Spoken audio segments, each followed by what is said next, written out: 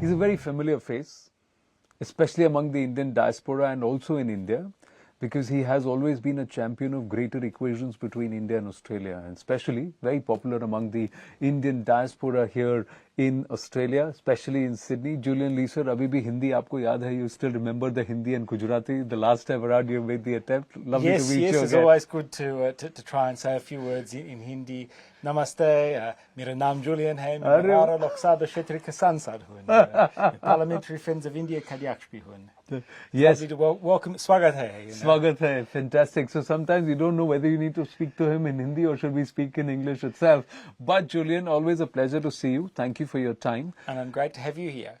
Let me ask you, Prime Minister Narendra Modi's arrival this time in Sydney, just is around the cusp of him completing 9 years in government. Why is it significant for you from an Australian perspective? Well, it's always very exciting to have Prime Minister Modi here in Australia. As a private citizen, even before I was a Member of Parliament, I went to see him when he came here last time, and it's hard to imagine any other political leader being able to fill a stadium of expats and people who are interested in the relationship, but that's Prime Minister Modi. And I think in that time since his last major visit here to Australia, there has been such a growth in the relationship. I mean, now India is so close to us, whether it's through the Quad, whether it's the free trade deal that we've done, whether it's the comprehensive strategic partnership, whether it's the defence and security relationship. As I've said many times, the Australia-India relationship is an unalloyed good. Having Prime Minister Modi here is a great celebration of that relationship.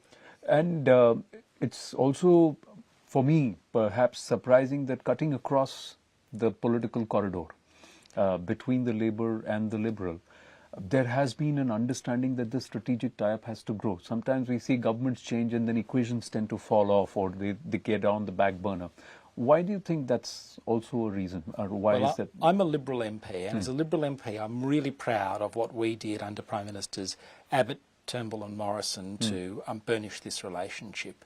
It was important when I got elected to Parliament in 2016 that one of the very first bills I spoke on was about the export of uranium to India for peaceful purposes. It was really important that Prime Minister Morrison in particular negotiated the comprehensive strategic partnership, that we've got now a defence interoperability agreement, that the free trade deal was negotiated by Prime Minister Morrison and Dan Tehan at the end of our period in government. So a lot of that growth occurred when we were in government until the middle of last year.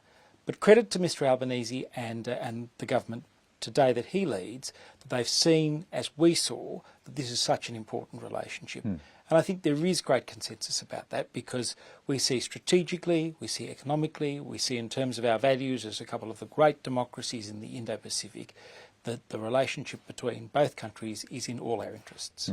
But there is also challenges that the Indian diaspora has been facing recently. You know, there's been a spurt of attacks, especially against the Hindu institutions. It's targeted with a secessionist message, and it's not religious. You could see it's, you know, political and also secessionist in its tone. Why do you see that happening, and is enough being done to stop it? Well, look, I'm a parliamentarian that has always spoken out for religious freedom, whether it's the rights of Uyghurs in China, whether it's the rights of Christians in Australia, whether it is the Bangladeshi Hindus that I've spoken out in favour of. I think it's really important to stand for people's right to practice their religion free from harassment, and that sort of conduct has no place in Australia. Look, these issues in Australia are important. Australia's a great multicultural country, like India is too. And one of the things we have in Australia, what makes our success, is that we've brought people here from all parts of the globe, but we say to people, leave the tensions from home at home, where you came from. Be proud of your heritage, nothing wrong with that. But when you come to Australia, it's really important that everybody works in together. I think of my own life. I'm a Jew. I was educated by Anglicans. I worked for the Catholic Church. My best friend's a Muslim, and I love to spend my weekends going to mandis and gurdwaras. So, yeah, that's the Australian story. True, it is. But I'm going to ask you this again, that it's not religious. The elements, these Khalistani elements, are coming with a secessionist message which challenges the sovereignty of India. What happened at the Baps temple recently was also, the message was very clear. It was against Mr. Modi, it was against India per se. It was not a Sikhism versus Hinduism kind of a scenario where you would give it a religious tone. Do you think such elements are growing on Australian soil, and is that healthy for an India-Australia relationship? Well, I think it's really important that people are able to go about their religious worship, as the people at the BAPS do, and I've been there many times, as you know. Yes. You and I were there only a year ago Yes. when Pashkal was April here. last year. April last year, that people are able to practice their religion in freedom. And there is no place in this country for graffitiing or desecrating in any way temples of any faith, for whatever purpose. That is not the Australian way, and we should have nothing but condemnation for that. I think it's important that these issues are raised with the police and with the security services. I know that that's happened, and I know that they are keeping an eye on these matters. But these elements, why are they being allowed in Australia? Should Australia be a place where such elements, irrespective of agenda against any nation or anybody, should they have an open area to come, just because they may have a Commonwealth nation visa, or they may have a UK-US visa or a Canada visa? Should they be allowed entry? Well, we have a basic principle in Australia that you can come here as long as you obey our laws, but if you engage in violent extremism, there's no place for you here. And one of the things that I know successive ministers for immigration, whether it was Peter Dutton or whether it was Alex Hawke on our side, have deported people where they have engaged in acts of violent extremism. That doesn't have any place in this country. How do you see India-Australia trade equations going forward? Parliament is going to start in session. There, the government and the opposition are at loggerheads on various issues. But you mentioned the fact that what was started under your government is being carried forward. How do you see this relationship going further? Anthony Albanese has already visited India twice. Prime Minister is here. One big takeaway that you're looking forward to from this visit? Well, I'm looking forward to... While sitting in the opposition? Well, look, I'm always looking forward to better opportunities for Australia and India to work together, whether it's in defence and security or whether it's on trade. I think there were great steps taken forward as a result of the free trade agreement, particularly in relation to international education. There's some movement in relation to wine, which was good. I'd like to see a little bit more movement in that space. But I think, the opportunity is there for us to do so much together. India is the world's great technology superpower. We are a critical minerals superpower. I want to see the two countries working together more in that space to help regulate the future of technology, because if our countries work together, they will ensure that the future of technology is free and open in accordance with the values that we have, rather than the values of some of our strategic competitors.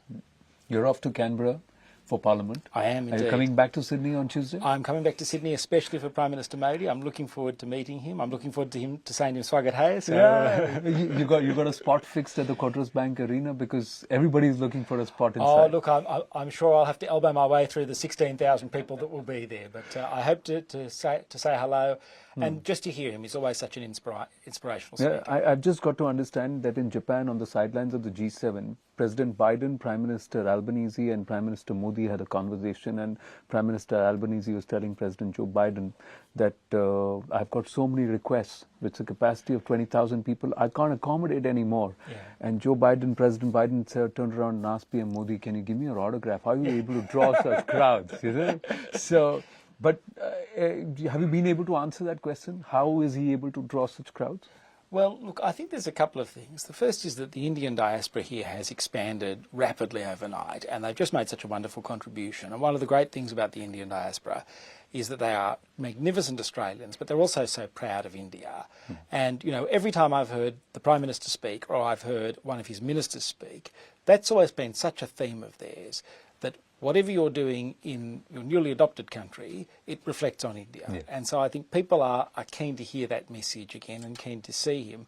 I know that's one of the reasons I'm keen to hear from him. He's also just a great showman too. I mean, I think there's a lot about political technology that we in Australia can learn from India. And I, as a practising parliamentarian, I'm pleased that the next Indian elections are unlikely to be when our elections are, so maybe I can go over and experience the carnival that is in. So you want to come for Lok Sabha 2024? Absolutely. All right, here on Network 18, we are giving you an open invitation. You'll be our guest and we'll take you around. Our entire team of reporters is going to be across the length and breadth of the country. So you name your city, you name your state, and we'll take you there. I'd love to be there. Thanks, Anand. Thank you. Thank you so much, Julian. Lovely speaking with you. Thank you.